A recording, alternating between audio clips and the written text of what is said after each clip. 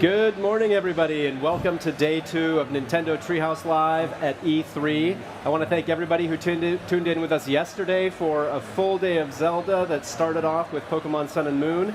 This morning, we are starting off with Pokemon once again, but this time, we have an all-star lineup of developers, translators, and field testers here on stage with us for a very special developer Q&A on Pokémon GO. From the Pokemon Company, we have with us today Mr. Ishihara. Hi. From Game Freak, we have Mr. Masuda. Hi. From Niantic, we have Mr. Nomura. Of course, from Nintendo, we have Mr. Miyamoto himself. Supporting us with translation today, we have David Numrich from the Pokemon Company International, and our good friend Raymond, who many of you saw on stream yesterday from Nintendo, translating. And then we have 2 representatives of the community of field testers who have been field testing Pokemon GO. We've got Josh Jaywitz Wittenkeller and Aaron Cybertron Jang. Hey guys. Now, for those of you who aren't familiar with Pokemon GO, and I'm sure there's not too many of you, but Pokemon GO is a new application coming for smart devices that allows you to capture and battle Pokemon in real life using location data on your phone. Obviously, there's been excitement building for the launch of Pokemon GO ever since the original announcement, and of course, building towards the field testing that has now started around the world in different countries, Japan, the US, and Australia. But one of the big surprises that came out of the original announcement of Pokemon GO was the collaboration between the 3 key companies of the Pokemon Company, Niantic, and Nintendo. So, Mr. Ishihara, I was wondering if perhaps you could maybe talk a little bit about the reaction to the announcement and what the reactions have been with the launch of the field tests as well. So I'm definitely feeling a really positive reaction. When we began the field test signups, we just had so many people signing up, so I was very pleased to see that. And to all the field testers, I mean, we've been getting a lot of amazing feedback. We've been able to gather a lot of data based on their gameplay. So I really just want to say thanks to everyone who's been helping with the test. And as 2 representatives of that field testing community, we have Josh and Aaron here today, and I hope they'll ask me a bunch of questions and maybe give me some of their candid opinions as well. And this project really got its start back in 2013 when we did an April Fool's project with Google, the Pokemon Challenge. And actually, Mr. Tatsuo Nomura right here, he's at Niantic now, was kind of at the center of that project, and I think we'll be able to hear more about it from him. So yeah, Nomura-san, you started work on it as an April Fool's project. Can you talk about that and how development's going so far? Yeah, absolutely. So Pokemon Challenge, the video was just showing up there. You can actually find me in there. Yeah, it was one of the April Fool's Day joke that I was worked on when I was back in Google Maps team. And that Pokemon Challenge got me connected with Mr. Ishihara here and John Hanke, a CEO at Niantic, who started this real-world gaming genre with Ingress. And so John and Ishihara-san and myself, we all met, and then we basically agreed that this is a great opportunity. We can bring Pokemon into the real world. It was really exciting. I'm really happy to see how it turned out to a real project. And we already started field test in Australia, New Zealand, and Japan, and US. So there are more than thousands, tens of thousands of players are actually playing it. In fact, I think the last time I checked, there were 30 Pokeball throw per second. So if you think about it, that's really amazing. Now, Mr. Miyamoto, of course, there's a peripheral device that is going to be associated with Pokemon GO called Pokemon GO Plus, and we're going to ask you some questions about that a little bit later. But I was wondering if there was anything you could add about the partnership between Nintendo and Niantic and Pokemon and how that got started? So actually, this is something that Mr. Iwata and Mr. Ishihara had started working on, and I was also involved. So I'm very excited to be here to share this with all of you. Thank you. So we have a number of key phrases or topics that we kind of want to hit on today, and one of those is real-world gaming. And real-world gaming is something I think that obviously Niantic pioneered with their game Ingress. It uses the location-based data in your phone. And in the case of Pokemon Go, what it does is it allows you to go out and find Pokemon in the real world, find ways to capture them, and battle them. It's really kind of impressive. I've been actually fortunate enough to be a part of the beta test or the field testing myself, and having a lot of fun catching Pokemon and playing. But Mr. Ishihara, obviously we've had a lot of people around the world are now a part of the field test, and we're seeing a lot of reaction from them. But I'm actually interested in how you're playing Pokemon Go in your everyday life. So I think everyone here has been playing in the field test and really enjoying going out into the real world, catching Pokemon in the familiar spaces that around their neighborhoods and such. But I'm also a very diligent field tester myself. I think I have provided a lot of good feedback. And here's some pictures of my morning walks with my dog, and I've been catching Pokemon. I like these pictures of your dog. He looks very nervous with the Pokemon there in the picture with him. So yeah, my dog's name is Pokey, actually. I also have been doing a lot of field testing while walking my dog, and I find that if my dog is in the viewfinder, it seems to me like it's easier for me to catch the Pokemon. Is this true, or am I crazy? Yeah, artificial intelligence. It's probably just your imagination. And I've actually caught a few Pokemon here in Los Angeles. This is here in the convention center. Right at the entrance to E3. During the Treehouse Live segment for Pokemon Sun and Moon. And the actual game itself. So I've actually got quite a few really strong Pokemon. And you can see that on the location of where I caught it, Chiyoda and Tokyo. Here's the Meowth that I caught here in LA. And Eevee. So I think I'm a pretty good field tester. I'm playing it, quite a bit every day. I can prove that. Yeah, I find that I'm walking a lot more than I used to because of the field testing. So thank you. Now, Josh, you've been playing a lot as well. Do you have any pictures you want to share, or any questions you want to ask? Yeah. So I've been playing a lot, especially around my new home and workplace over the ferry and in the city of San Francisco, which is actually not super far from where Niantic is. So I've been able to see a lot of Pokemon. I've caught a couple hundred, and I love that I'm still able to give them nicknames, which has been a lot of fun. But I have noticed that I've seen the same core of around 50 or so specific types of Pokemon. So I guess if I had a question, it would be, where can you find other types of Pokemon? Like if you're traveling to different countries or areas. And also, I've only seen Kanto Pokemon. Are there plans to have Pokemon outside of Kanto as well? So obviously with Pokemon, you have the slogan, gotta catch them all, and really completing your Pokedex is kind of part of the fun of Pokemon, so we want to bring the game to a point where eventually you can catch all of them. But being the 20th anniversary of Pokemon, we feel that it was appropriate to begin the game with the main Pokemon from the Red and Blue games.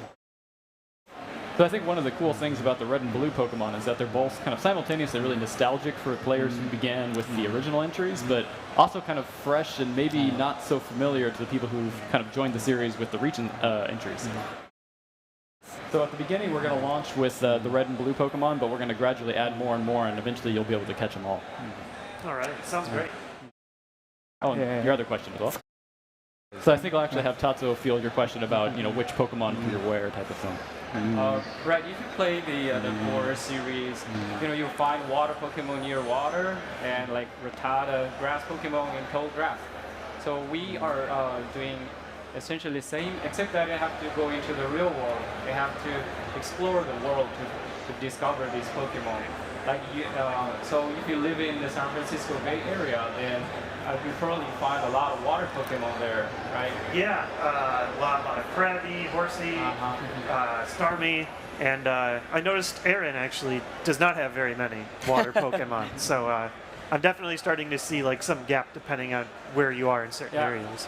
So that's what we are trying to do using Niantic's location technology and try to map the Pokemon to the real world. So you need to actually explore a little further than your neighborhood to catch them all.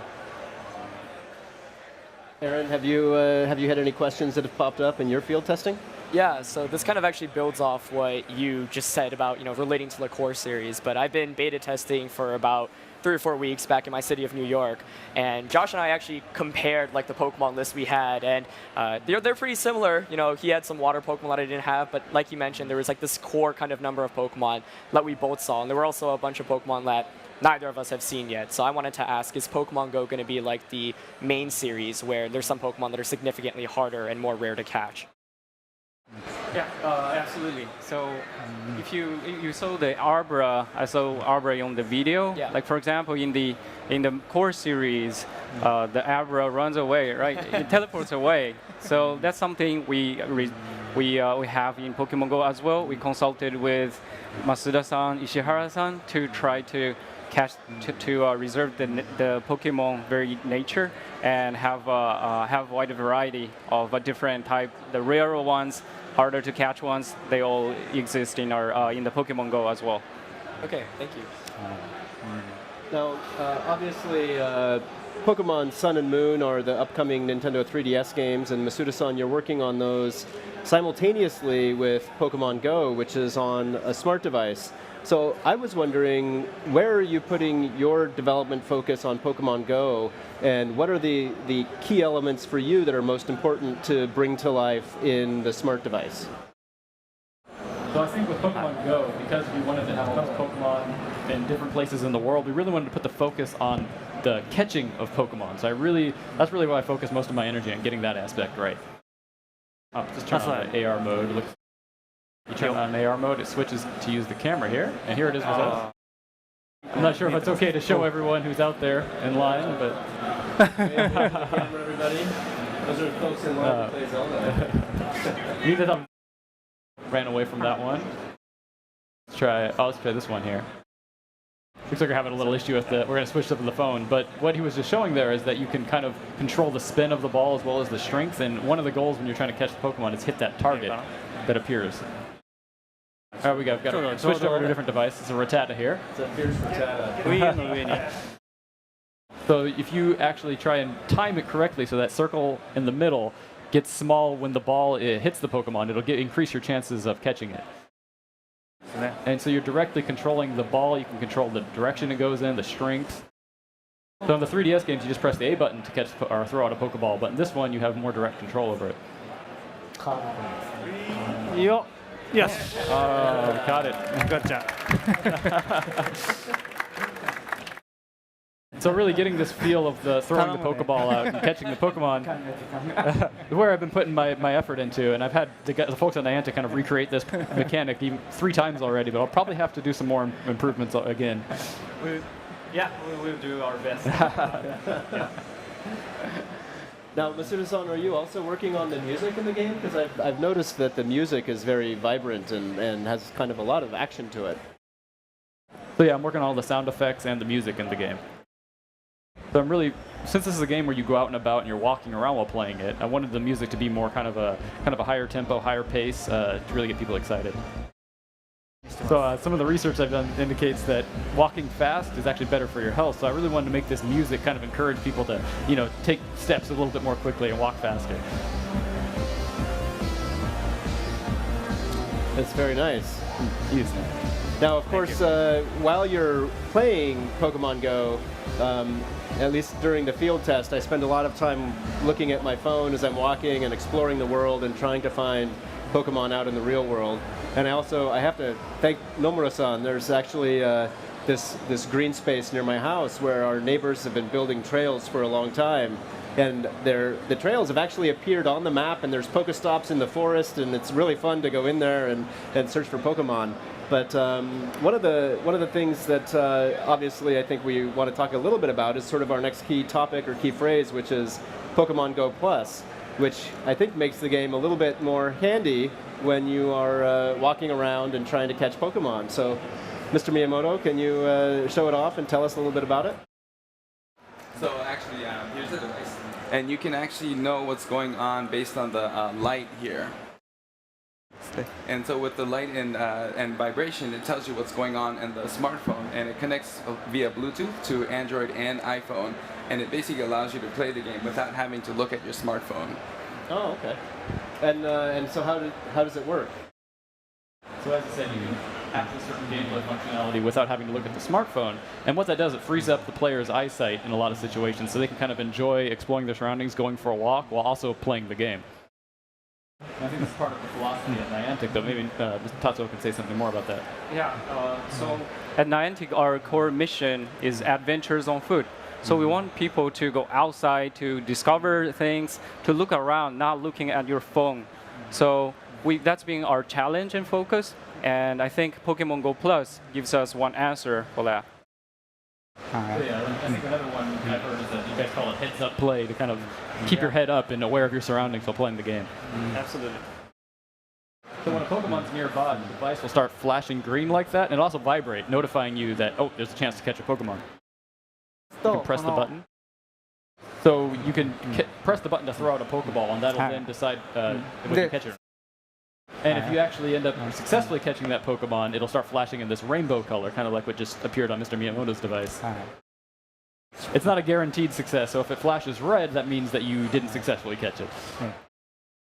And there's also a lot of opportunities in the game to get items, but you can catch, or you can grab them via the Pokemon Go device, so it's very useful.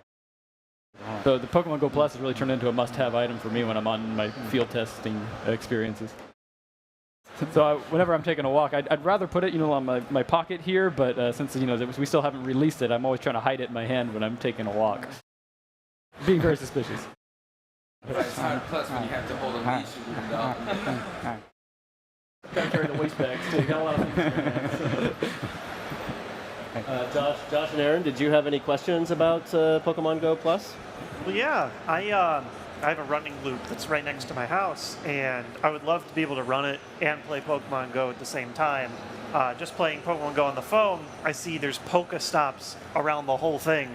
I'd love to collect the items, but that means I have to stop my runs. I'm excited to be able to play while still maybe being a little bit more active. So I'm just excited for the device. I guess if I had a question, it would be, when will we be able to see Pokemon Go Plus?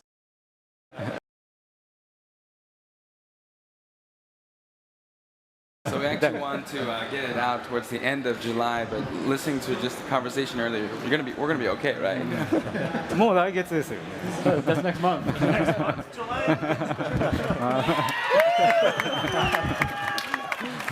Wow. So we're talking about Pokemon Go Plus, right? あれですよね、アプリじゃなくて Go プラスのデバイス。いやいや。じゃあ先にこれだけ買ってください。 Let me get this first. Yeah, I also wanted to ask. I've been using Pokemon Go basically every day on my way to work, and in New York City, everyone's very, very busy. So I'll be in the middle of the street trying to catch a Pokemon. Everyone will look at me and tell me to get out of the way. And so I'm very excited for Pokemon Go Plus, and I wanted to know when it does get released, where can I and everyone else go purchase an actual version? This is kind of another new thing for us to do, but obviously it's kind of like what you're saying. You'll probably want the device the most when you're playing the game. So what we decided to do is have a button from within the application that'll direct you to the appropriate store for your region to purchase the device online. And it'll also be available in certain physical retailers as well. So, Mr. Miyamoto, since you kind of surprised us and shared our release timing, do you also want to surprise us and share the price as well? It'll be $34.99. Is that all right? Well, I guess if Pokemon Go Plus is coming out relatively soon, we can have some hopes for Pokemon Go coming out soon. So with Pokemon Go launching in the near future and Pokemon Sun and Moon coming later this year, I'm wondering, Mr. Masuda, are you planning any connection between Pokemon Go and Pokemon Sun and Moon? So when the game first comes out, we really want people just to focus on going out, having real-life adventures and catching Pokemon. But eventually, at some point, we do plan to add some kind of connectivity between Pokemon Go and the main games. I'm very excited to hear that. That'll be fun. Yeah. Any comments from the two of you on that or questions? Well, I guess in general, I'm just really excited hearing all of this functionality, all these different plans coming for Pokemon Go. I've noticed we've already even been getting new features in the field test that we've been messing with as well. I saw there's now ways to power up and evolve your Pokemon. I guess my question would be, how does that system work? I've seen like Pokemon Candy, and it's different than what I'm used to, and I would love to hear more about it. So of course, one of the core appeals of Pokemon is strengthening your Pokemon, leveling them up, and that evolution aspect as well. So we decided to put those in this game as well. But when it comes to this kind of powering up mechanism, we wanted to do something new for the smartphone device format, so we've come up with a different system. 何か野村さんの方で付け加えることはありますか？ Yeah, so just like what Ishihara-san said, because this is a smartphone device game, it's very different. We expect people to play this when they're outside. So instead of in the core series where you battle Pokemon to catch, to level up, that will actually take a lot of time. We don't want people to stop. We want people to walk a bit and catch a Pokemon and keep moving. So we invented this new system, just what you said, the candies. So every time you catch a Pokemon, you get a few candies. And by collecting these candies, you can use them to power up or evolve your Pokemon. For example, if you catch 25, it's 25 Squirtle, and you get 25 Squirtle's candy. Now, if you use that, you can evolve Squirtle to a Wartortle. I hope I find more, because I picked Squirtle to start. We're still tuning and adjusting the details and the names, so that's as much details as I can give out. Okay. Well, thank you. Yeah, another question I actually had is, one of the staple components of Pokemon, the core Pokemon series, is the ability to trade with other people. We saw in the trailer for Pokemon GO that was released a few months ago, a bunch of players trading inside Pokemon GO. But when I was playing the field test, I saw that trading hadn't been implemented yet. So I wanted to ask, will that eventually be implemented? Yeah, so of course we have plans to implement it, as was shown in the video, but at the when we first launched the game, we really want people, again, to kind of focus on going out, catching a lot of Pokemon. So we'll find the appropriate timing once people have maybe caught quite a few Pokemon and they're starting to really want to trade with other people to get more, we'll implement the trading function then.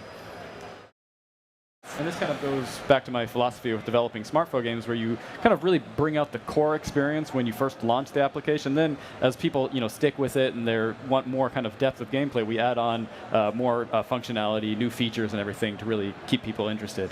Okay. That makes a lot of sense. It actually kind of leads me into my next question. I also wanted to ask a little bit about, this also regards the trailer we saw earlier. I remember one of the most exciting scenes that came out from that trailer where a lot of people gathered in Times Square in New York trying to catch a Mewtwo and working together. And I remember I was really freaking out. I thought it was awesome. And I wanted to ask, does Pokemon GO eventually have plans where players can work together and work on catching Pokemon together or group activities? Yeah, we definitely have plans to do cool events in the game eventually. So we've already got some gameplay in the field test version where you can kind of get groups of players together to go and attack or take down gyms. So that's kind of a hint of what's to come, maybe. Yeah, I think we definitely got a lot of cool plans for what we want to do with bigger events, so I hope you'll look forward to it. Awesome. It's very exciting to hear about the events and the gyms. I've had some challenges trying to defeat some of the gyms in my neighborhood because I got started a little bit late in the field testing. But it also, all of the real-world gaming talk reminds me of some of the projects that Mr. Miyamoto has worked on in the past with things like the Louvre Guide and even Street Pass on Nintendo 3DS. And I was kind of curious, Mr. Miyamoto, if this ties into any other projects you might be thinking about or any of your past projects that you've worked on? So, games based on location information is something that Nintendo worked on the DS and even as early as the GBA. But we weren't able to really put into effect because we weren't able to get some good data. But, with this device, we can get actual GPS location data that's really, we can use this to really expand gameplay. And, like for in the Louvre Museum guide that you mentioned, that's using a different sort of spec, so it's a little different. But, this device is something that connects to a smartphone, which is the first time for something Nintendo-related that doesn't connect to a Nintendo platform. And I think this will provide us with also with the technology from Niantic. It'll provide us, it kind of expands our horizon into what kinds of different gameplay we can do. So I'm very happy to see this taking off. Well, I could probably talk about Pokemon GO all morning, but I'm sure we've got folks that want to see some other things. So I wanted to take a moment and thank everybody for joining us on stage and give you each an opportunity to deliver maybe one last message to our viewers. I think he just announced the release date for the Pokemon GO Plus device, and obviously that means we've got to have the application out there ahead of time, so we're going to have to work hard to get it ready for everyone. I think it's really coming together to be a really interesting game for everyone, so I hope people will look forward to it. 楽しみにしています。 So the Pokemon Go, Pokemon are going to appear in the real world. So when you're out, in your neighborhood, or even when you're, for example, you're on a vacation, you're somewhere new, you're going to be able to encounter all these Pokemon, be a real Pokemon trainer yourself. So I hope people really look forward to that aspect. A lot of fun packed in the game. Tatsuo, you want to say? Over here. Yeah, sure. So at Niantic, we value, so we started this real world gaming with Ingress. And what we are trying to do to achieve is actually more than just a game. We're trying to bring people outside. We want people to discover interesting places like around their neighborhood or like when the new places they visit. So that's something we're trying really hard to achieve. And with this Pokemon game, so you can go capture a lot of different Pokemon in different area. But the fun is actually outside. It's not only in the screen. You look outside, you'll find interesting things and people around you. That's really important to us. The team has been working really hard with the help from the community to try to develop the game. We didn't really announce the launch date yet, I think. But we're really right now at this moment the team is working to make the game. So please look forward to. You've got to go back after this. Yeah. I got to start working right after this. Right, yeah. Right. In Nintendo, including Pokemon, we want a very wide variety of people to enjoy our games. So this can actually be connected to, say, your parents' smartphone, and you can play together. So I really want to encourage everybody to play together and have fun. Well, I've been having a lot of fun. I'm going to keep walking and hunting until I find my favorite Pokemon, Psyduck. So hopefully we can find Psyduck soon. This is better. I better not show you my collection. Uh-oh. But again, did you two have anything you wanted to add, or? Yeah, so I've been playing Pokemon since the first game, Red and Blue, or for you guys, Red and Green. And I've played every game, every side game. I really love, I guess, throwing myself into this Pokemon universe, but never have I played a Pokemon game and gotten to see it as it was being developed. This has been a really unique opportunity, and I just want to thank you all so much for having us as a part of this and letting us, I guess, be with so many incredible Nintendo, Pokemon, Niantic All-Stars who've been developing some of my favorite games forever. Yeah, Josh put that really well. But I've also, been a huge Pokemon fan, and I've played basically every Pokemon game, whether it's part of the original series or a spin-off.